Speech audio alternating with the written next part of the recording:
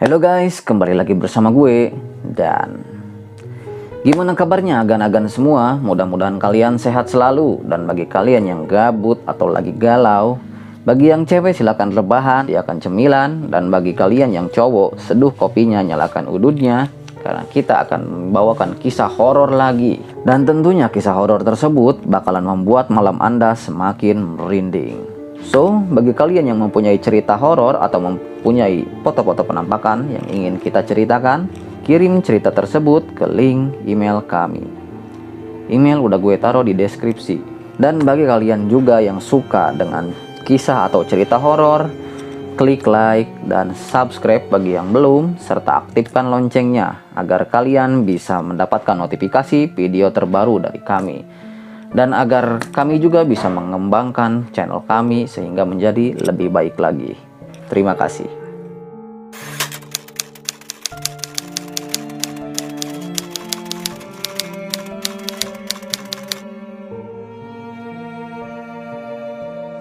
Pada kesempatan kali ini, gue akan menceritakan kisah horor pendakian Gunung Salak yang dialami seorang porter. Bagi yang belum tahu porter itu apa, porter itu adalah singkatnya, adalah seorang yang menawarkan jasanya untuk memandu jalannya pendakian, membantu proses pendakian, hingga membawa barang-barang pendaki. Komen ya kalau misalkan gue salah dan tolong betulkan. Dan porter tersebut bernama Agus. Agus banyak sekali mengalami kejadian mistis saat sedang mendaki Gunung Salak. Tentunya hal itu membuat Agus kapok dan dia tidak mau lagi untuk mendaki gunung. Mistis apakah kejadian tersebut sehingga membuat seorang Agus menjadi kapok untuk menggeluti hobinya? Kuy, kita cari tahu jawabannya dengan menonton kisah tersebut. And stay terus di channel Don't Talk.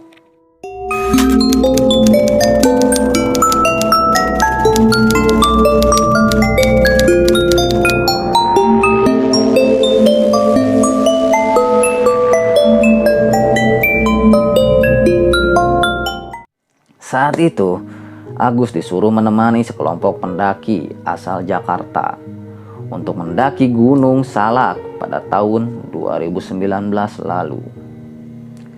Agus diajak oleh abang dari temannya yang bernama Pebi. Dia menemani sekelompok pendaki yang berasal dari Jakarta yang berjumlah sebanyak 6 orang. Yang terdiri dari 3 orang cowok dan 3 orang cewek. Agus mau menjadi porter karena Agus mempunyai hobi naik gunung. Dan tentunya Agus pun dibayar untuk menemani mereka selama 4 hari 3 malam. Tugasnya adalah untuk membawakan barang-barang logistik. Dan bisa dibilang saat itu Agus lah yang paling muda dan yang paling kecil badannya. Sehingga para pendaki yang menyewa pun sampai tidak tega melihatnya. Dan sesekali menanyakan apakah bawaannya berat ataupun tidak. Singkat cerita, mereka mendaki berjumlah 8 orang beserta Agus dan Pebi. Mereka sampai di tempat camp pada jam 5 sore dan mereka pun langsung mendirikan tenda dan membuat api unggun. Semua kelihatan senang sekali. Ada yang membakar jagung, ada yang juga yang minum bandrek, dan ada juga yang memainkan gitar sekaligus bernyanyi. Pada malam hari, mereka memainkan sebuah game yang dulu sangat fenomenal di zamannya, yaitu permainan putar botol. Jadi siapa yang terpilih, maka dia harus menjawab pertanyaan secara jujur. Kalau tidak, maka mukanya akan dicoret. Mungkin kalau sekarang, permainan itu sama dengan permainan Truth or Dare.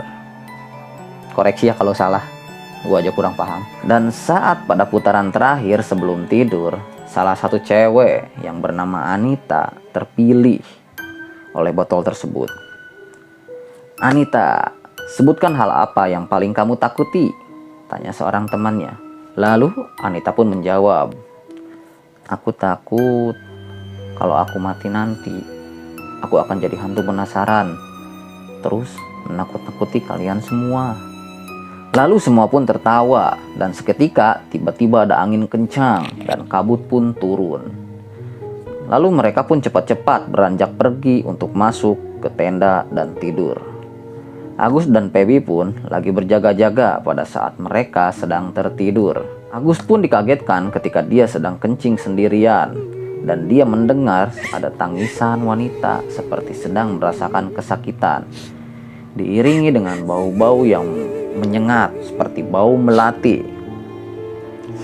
Agus pun merinding dan dia langsung berlari menuju ke arah Bang Feby. Dan Agus pun langsung bertanya kepada beliau sambil memasang muka panik. Bang, dengar suara cewek nangis nggak tadi? Kata Agus. Lalu Feby pun menjawab, iya Gus, gua kirain gua doang yang dengar suara cewek kayak gitu. Waduh, merinding gua nih sekarang nih. Dan mereka berdua pun mencium semerbak bunga melati disertai suara tangisan wanita yang berasal dari dalam tendanya Anita. Agus dan Feby pun mencoba untuk berpikir positif. Mungkin temannya yang cewek atau Anita lagi galau. Terus mereka menangis. Dan mereka pun berinisiatif untuk memeriksa tendanya Anita untuk memastikan keadaan Anita dan teman-temannya baik-baik saja. Akan tetapi saat mereka membuka tenda, mereka dikagetkan dengan sosok kuntilanak merah yang sedang duduk di dalam tenda sambil menundukkan kepala seperti orang yang sedang bersedih. Mereka pun berteriak dengan sekencang-kencangnya. Hal itu membuat semua orang yang lagi tidur terbangun. Akan tetapi Agus dan Feby pun malah pingsan. Pada malam itu tidur mereka kurang nyenyak karena kejadian tersebut. Dan mereka takut ada sesuatu hal yang tidak mereka inginkan terjadi. Pagi pun tiba. Agus bersama Feby pun sadar dari pingsannya. Dan dia menjelaskan kejadian semalam yang dia alami kepada teman-temannya. Teman-temannya pun hanya bisa menggelar berdoa bersama dan menyuruh mereka untuk lebih berjaga-jaga dalam sikap maupun kata-kata. Karena takutnya dengan gangguan semalam, ada hal atau sikap mereka yang membuat penghuni gunung tersebut merasa terganggu.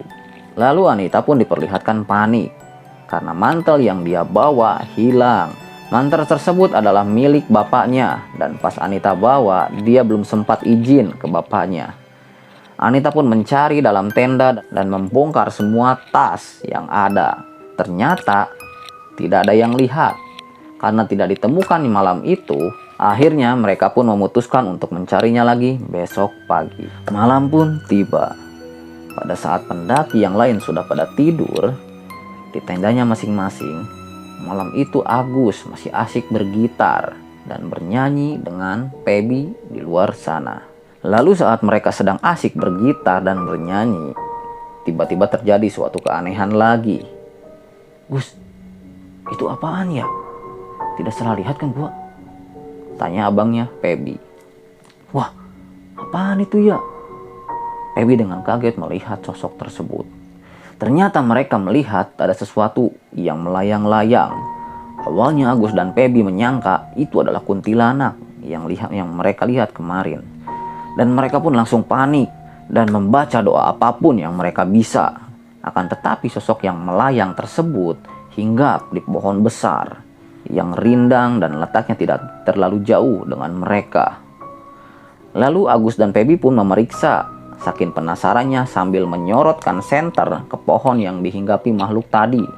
Dan tiba-tiba terlihatlah sosok lemper atau pocong yang wajahnya hancur lagi berdiri di pohon tersebut.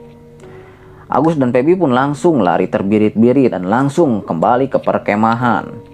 Agus dalam hatinya bersumpah dia tidak bakalan mau-maunya lagi untuk naik gunung karena dia kapok atas gangguan-gangguan gaib yang telah dia alami. Karena di malam pertama dia melihat sosok si Eneng yang bergaun merah atau kuntilanak merah sedang berada di dalam tendanya Anita.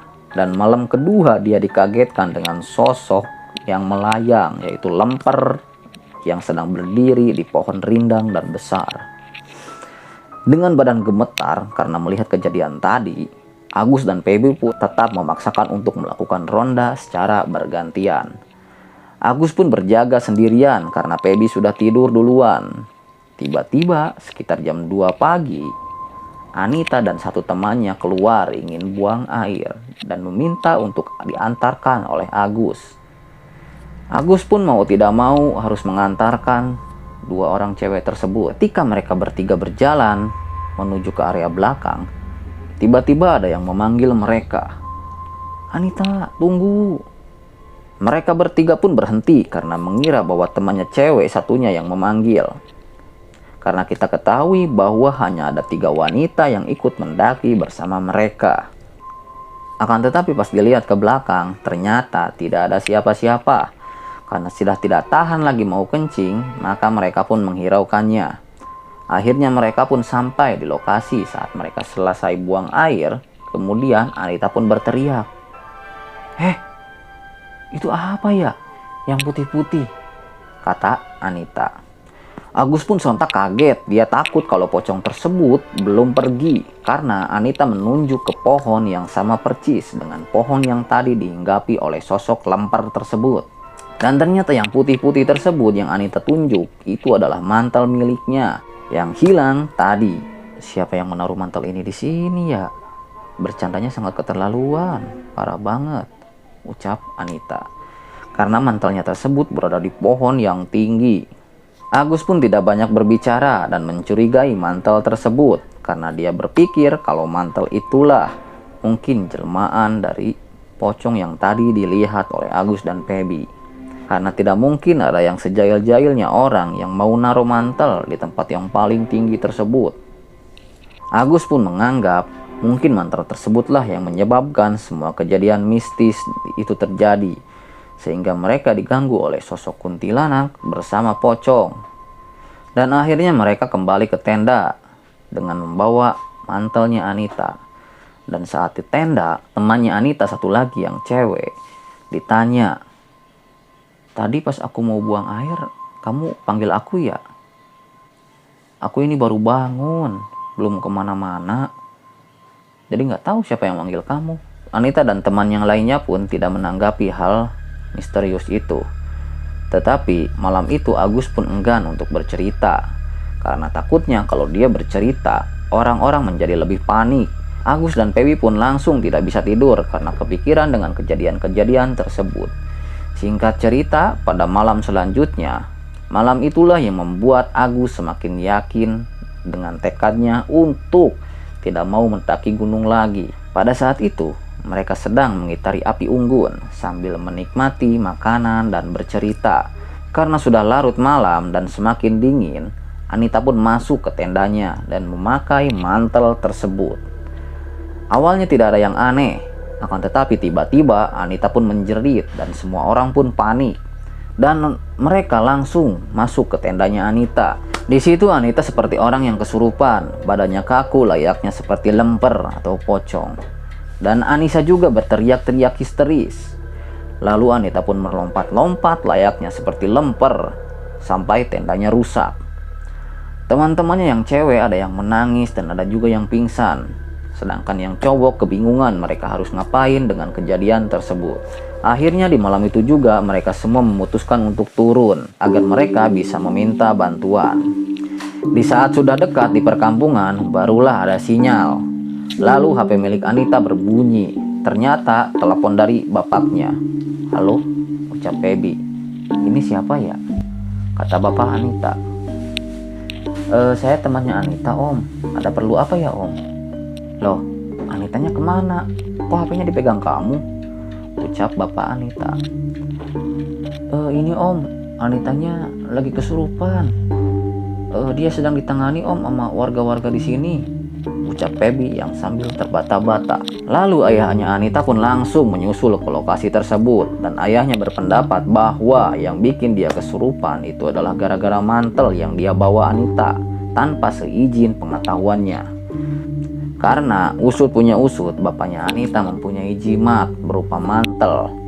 Entah buat apa jimat tersebut, akan tetapi jimat atau mantel tersebut tidak bisa dipegang oleh sembarang orang, apalagi sampai dipakai dengan orang yang sembarangan. Kemudian setelah proses yang panjang, setelah Anita dibawa ke sesepuh di desa tersebut, barulah Anita akhirnya bisa disembuhkan, walaupun Anita sendiri tidak ingat dengan kejadian yang telah menimpanya. tamat. Oke guys, begitulah cerita horor yang dialami oleh Agus. Tentang manto atau jimat bapaknya Anita sampai sekarang belum diketahui bahwa jimat tersebut disimpan buat apa dan kegunaannya buat apa juga. Sampai tidak boleh dipakai oleh sembarang orang walaupun oleh keluarganya sendiri. Akan tetapi kisah tersebut dapat kita simpulkan bahwa kita harus meminta izin dulu apabila mau mengambil barang apapun, walaupun itu adalah barang milik keluarga kita sendiri. Gue dan pamit undur diri. Klik like bagi yang suka dengan kisah-kisah cerita horor tersebut, dan subscribe bagi yang belum, serta aktifkan loncengnya agar kalian bisa mendapatkan notifikasi video baru dari channel kami dan agar channel kami bisa lebih berkembang. So, stay terus di channel Don't Talk.